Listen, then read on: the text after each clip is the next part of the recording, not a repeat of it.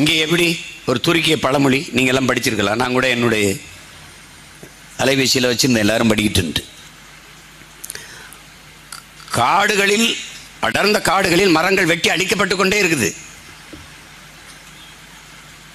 ஆனால் மரங்கள் எந்த எதிர்வினையும் ஆற்றல. வெட்டி வீழ்த்துற கோடாரி, அதன் கைப்பிடியில் இருக்கிற காம்பு இருக்குல்ல, கைப்பிடி, அது மரத்தால் ஆனது. அந்த கோடாரி போய் மரங்கள்கிட்ட பேசுது, நானும் உங்கால் தான், இந்த பாரு. அந்த மரத்தாலான கைப்பிடியை காட்டி காட்டி நானும் உங்காளுதான் சொல்லி சொல்லி வெட்டி சாச்சிக்கிட்டே இருக்கு. அப்படிதான் இந்த திராவிட கட்சிகள், இந்த இந்திய கட்சிகள், நானும் உங்காளுதான் நானும் உங்காளுதான் வெட்டிக்கிட்டே இருக்கான். வெட்டப்பட்டு வீழ்கிற மரங்கள் போல என் மக்கள் வீழ்ந்து கொண்டே இருக்கிறார்கள். அந்த வீழ்ந்த மரங்களின் எண்ணிக்கைக்கேற்ப பிள்ளைகள் நாங்கள் மாற்று மரங்களை நட்டுக்கொண்டே வந்து கொண்டிருக்கிறோம். இதுதான் நம்மளால செய்ய முடியுது. அரசியலில் தற்சோர்வும் சோம்பலும் தற்கொலைக்கு சமம் என்கிறார் ஐயா பெரியார் அவர்கள். சோர்ந்துறாதீங்க. நேற்று சொன்னது அண்ணன்,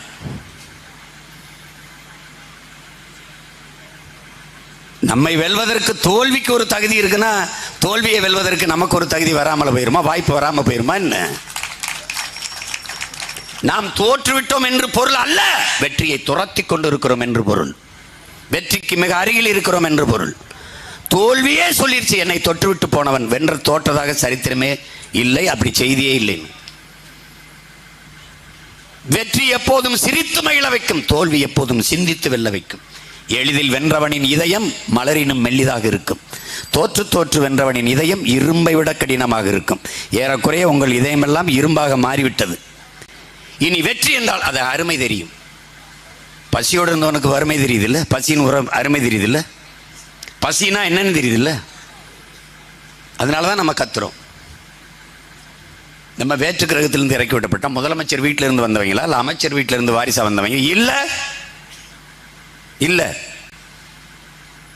உங்களுக்கு தெரியுமா, பசும்பன் படத்துக்கு கதை பேசணும், காரைக்குடியில் போய் படப்பிடிப்பு தளம் பார்க்க நானும் எங்கள் அப்பாவும் போயிட்டுருக்கோம்.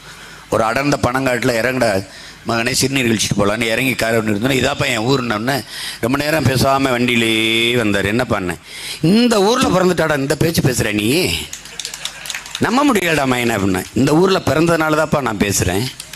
என்னடா அப்படின்னு, பசிப்பா, வறுமைப்பா, ஏழ்மைப்பா, கவலையும் கண்ணீருமாக இருக்கிற என் தாய் தந்தையர்களின் சொந்தங்கள், என் உறவுகள் பார்க்கும்போதெல்லாம் இனம் தெரியாத வெறி வருதுல்ல, அந்த வலி வாய் வழியே வருகிற மொழியாக மாறுகிறது.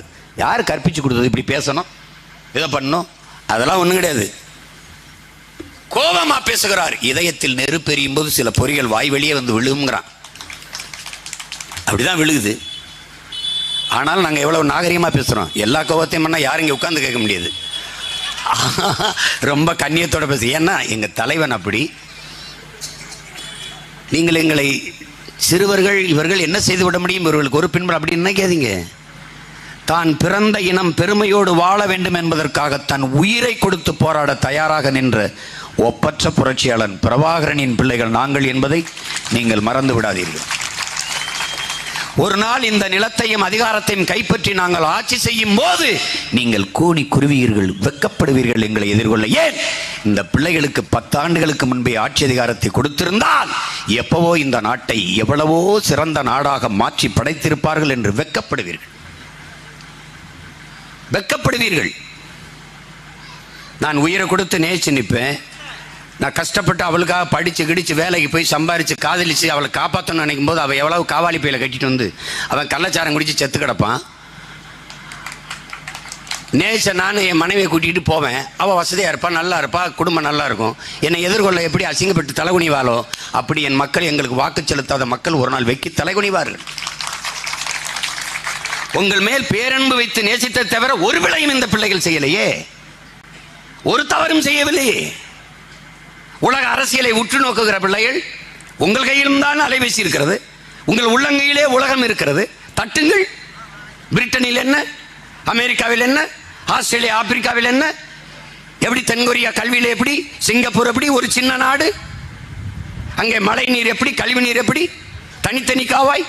இங்கே மழை நீரோட கழிவு நீரை கலக்க விட்ட பெருமக்கள் இவர்கள் தான். குடிநீரில் கழிவு நீர் கலந்து ஒருவன் இறந்து விட்டான், பேச்சில்லை. பதில் இல்லை.